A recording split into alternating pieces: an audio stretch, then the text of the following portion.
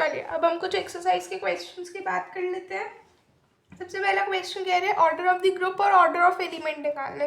तो इसी टाइप का क्वेश्चन मैंने एक डिस्कस किया था, आई होप कर सकते हैं। तो हम एक क्वेश्चन डिस्कस कर लेते हैं। मैं U12 के लिए डिस्कस कर लेती हूँ, U20 के लिए आप खुद से ट्राई करेंगे, ठीक है, वीडियो को पॉज करके। वैसे आपको U12 के लिए भी खुद से ट्राई करना चाहिए, हमने अभी पीछे ही डिस्कस किया है, ठीक है।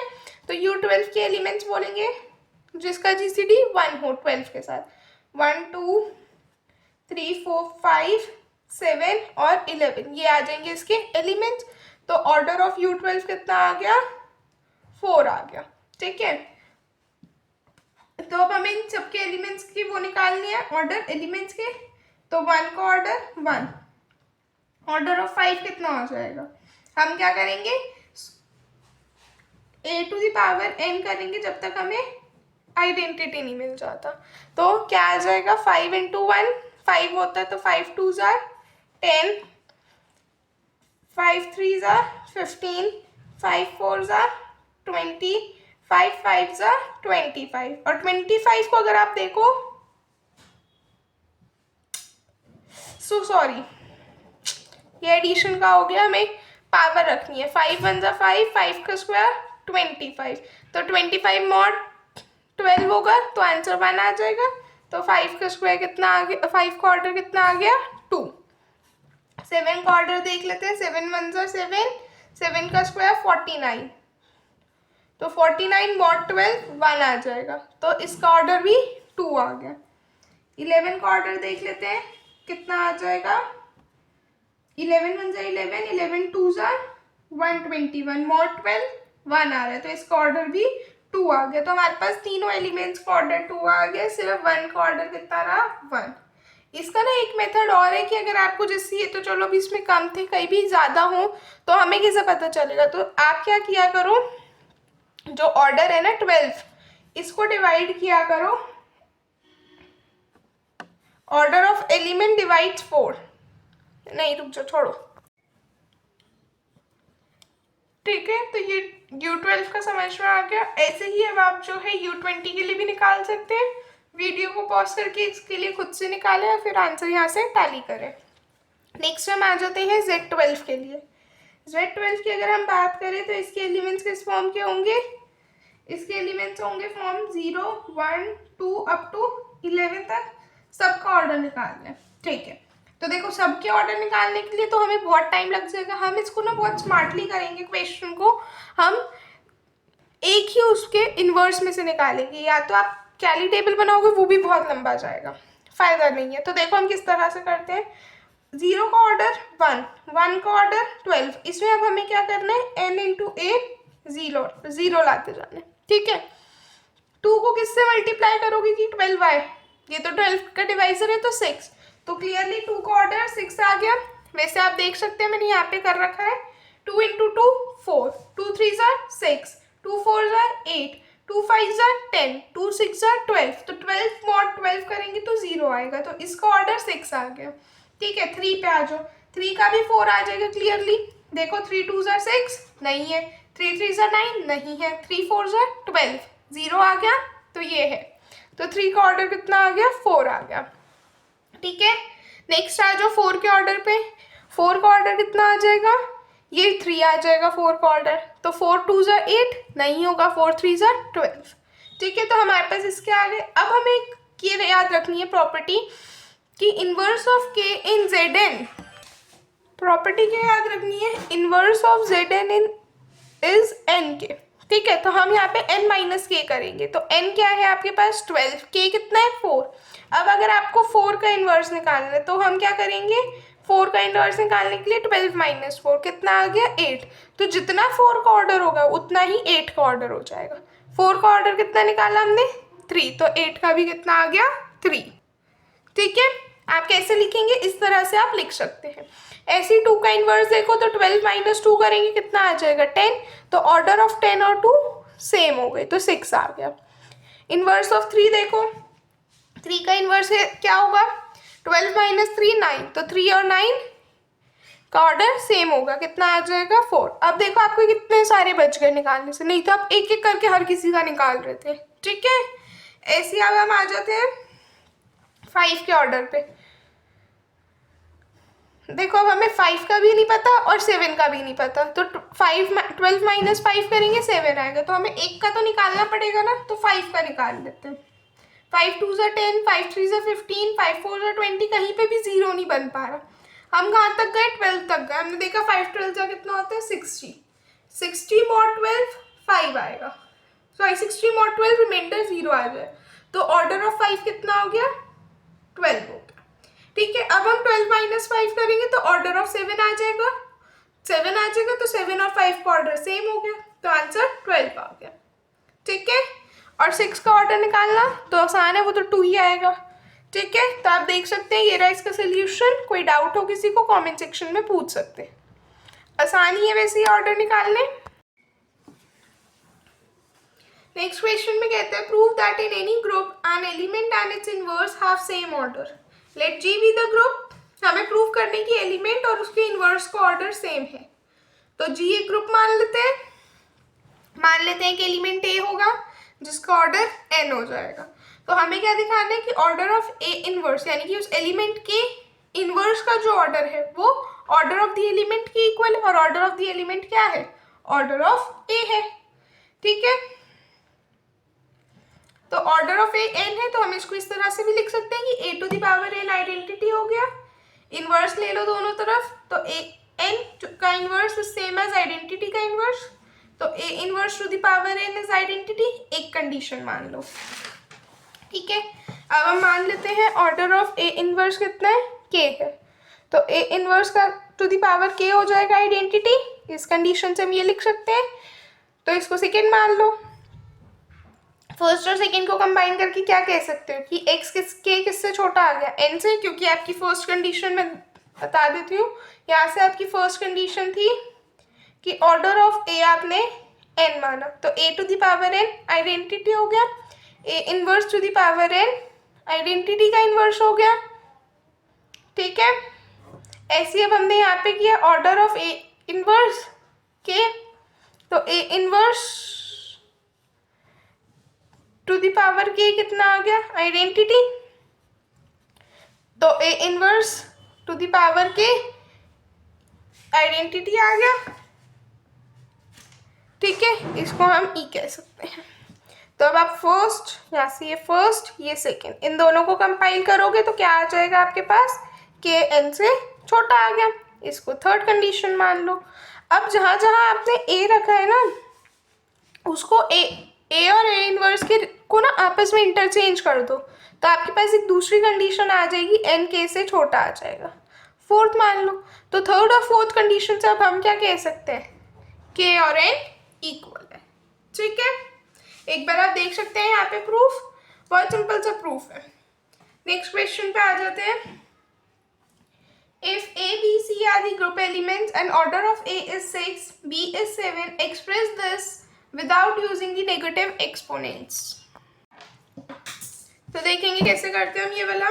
इसमें आप क्या करो, अब हमें ना यहाँ पे ऑर्डर ऑफ ए गिवन है, कितना है? 6 है, तो हम ऐसे लिख सकते हैं a to the power 6 identity, order of b कितना है? 7 है, तो हम लिख सकते हैं B to the power 7 is identity. हमें किसकी वैल्यू निकालनी है? A to the power 4 into c to the power -2 into B to the power 4 का इनवर्स। यहाँ से हम ए टू द पावर 4 निकाल लें, कितना आ जाएगा? 4 इंटू आइडेंटिटी ई, तो a to the power a square कितना हो गया? A to the power -4।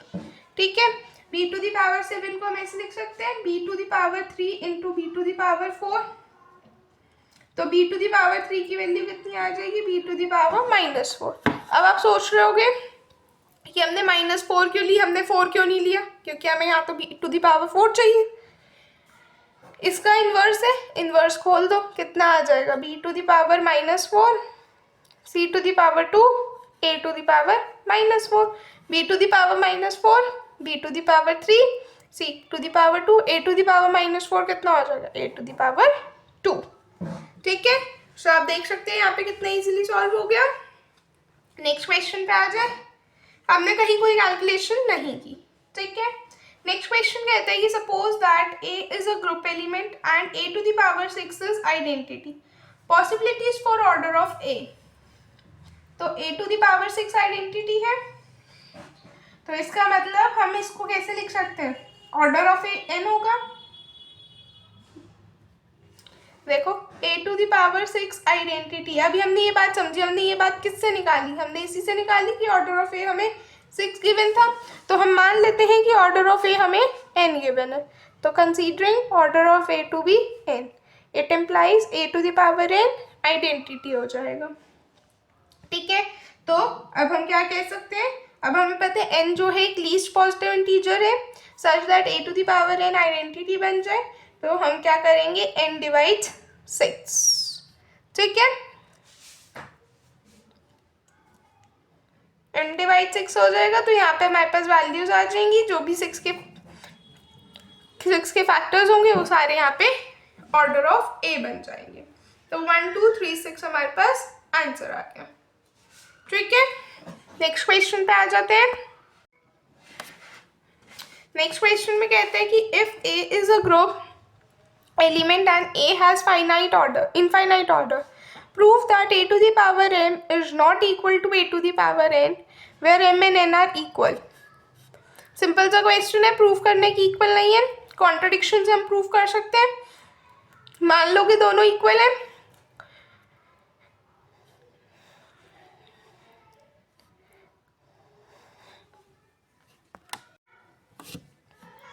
ठीक है। नेक्स्ट क्वेश्चन पे आ जाते हैं। नेक्स्ट क्वेश्चन में कह रहे हैं कि ए अगर एक ग्रुप है एलिमेंट्स का और ए के पास एक इनफाइनाइट ऑर्डर है, prove that A to the power M is not equal to A to the power N where M and N are not equal.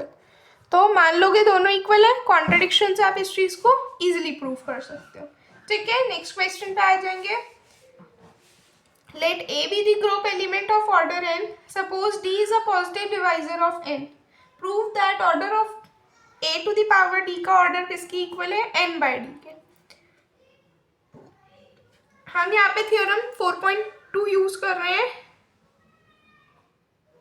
ठीक है, ये वैसे आप ना थ्योरम अभी 4.2 में पढ़ोगे। ये थ्योरम कहती है कि अगर order of A to the power D है तो हम इसको इस तरह से भी लिख सकते हैं, जिसका ऑर्डर निकालना है order of a divide by order of a और डी का, इन दोनों का जीसीडी ले लो। ऑर्डर ऑफ ए का और डी का जीसीडी ले लो, तो आपके पास क्या आ जाएगा, order of A to the power D. तो ये कितना आ जाएगा, ऑर्डर ऑफ ए एन है, गिवन ही है हमें, divide by order of A कितना है, एन डी, इन दोनों का जीसीडी ले लो। एन और डी का जीसीडी मान लेते हैं, डी आएगा, D is the positive divisor of N, तो जीसीडी क्या आ गया, डी आ गया। तो हम क्या कह सकते हैं कि order of A to the power D कितना आ गया, एन बाय डी, तो जीसीडी डी आ गया। ठीक है, ये वैसे आप अभी जब थ्योरम अच्छे से समझ लोगे ना 4.2, तो ये आपको ज़्यादा अच्छे से समझ में आ जाएगा। वैसे एक फॉर्मूला ही है और कुछ नहीं है।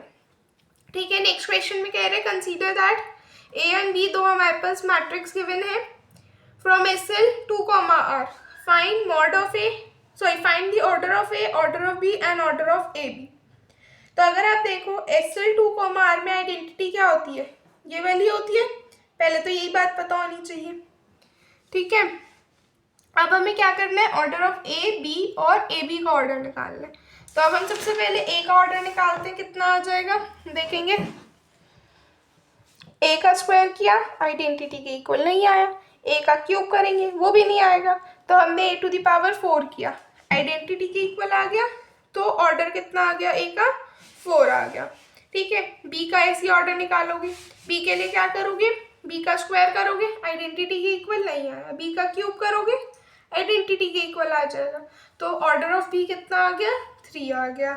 अब ए बी को मल्टीप्लाई करो, मल्टीप्लाई किया, आइडेंटिटी के इक्वल नहीं आया, ए बी का स्क्वायर करो, ये भी नहीं आया, ए बी का क्यूब करो, ये भी नहीं आया, तो ऑर्डर ऑफ ए बी क्या होगा, वो कभी आइडेंटिटी के इक्वल आएगा ही नहीं। तो आप इस चीज को अगर जनरलाइज करो, देखो जब आपने ए बी को मल्टीप्लाई किया क्या आया,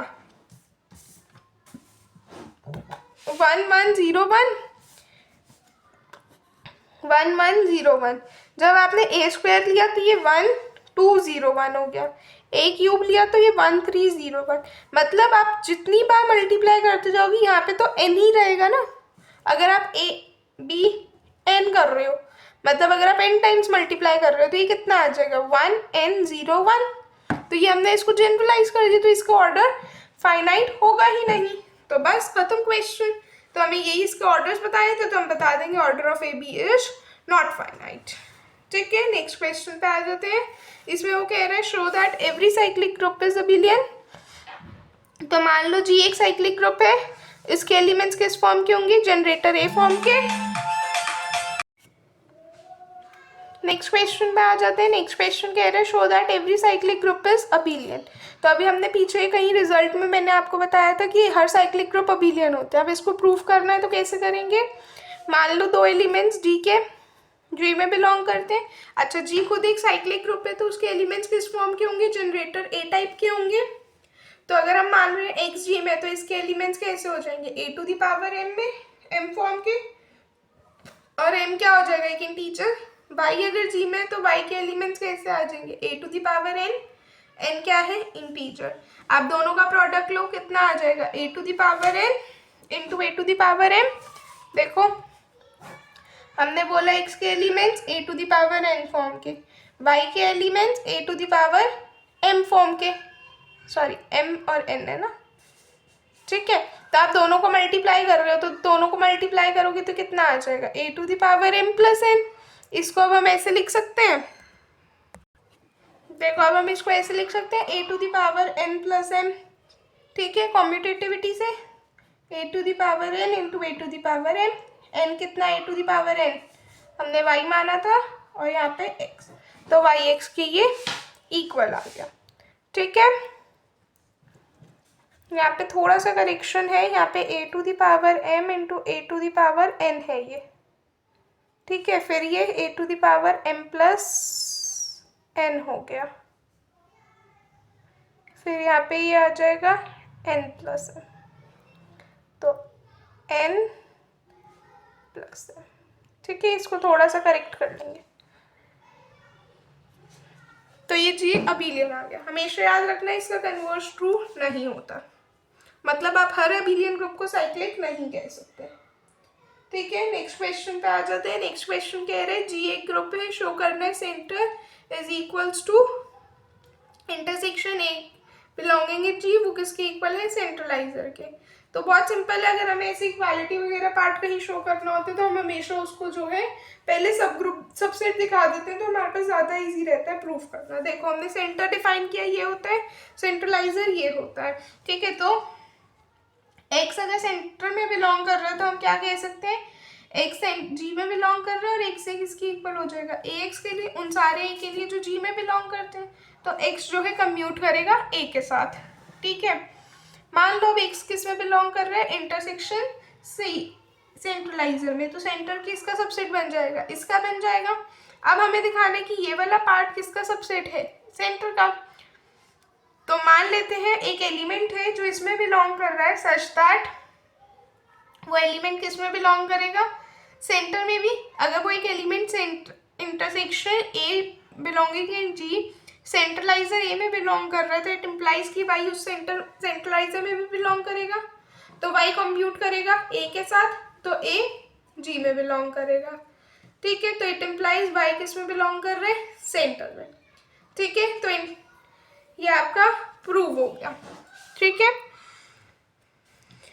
नेक्स्ट क्वेश्चन में कह रहे हैं ना ग्रुप जेड फाइंड, हमें क्या निकालना है, जनरेटर 8,14 है और जनरेटर 12, 18, 45 है। तो सिंपली हम बता सकते हैं कि ये सब ग्रुप है जेड अंडर एडिशन का, इंटीजर्स अंडर एडिशन, तो it must be of the form generator N.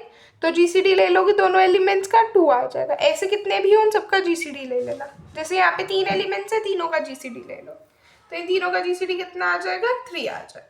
ठीक है, सो आई होप आपको ये क्वेश्चन समझ में आए होंगे। कोई डाउट्स वगैरह है आप कमेंट सेक्शन में पूछ सकते हैं। ठीक है, नेक्स्ट टॉपिक के लिए बने रहे, तब तक के लिए चैनल को लाइक करें, शेयर करें और सब्सक्राइब करें। Thank you everyone.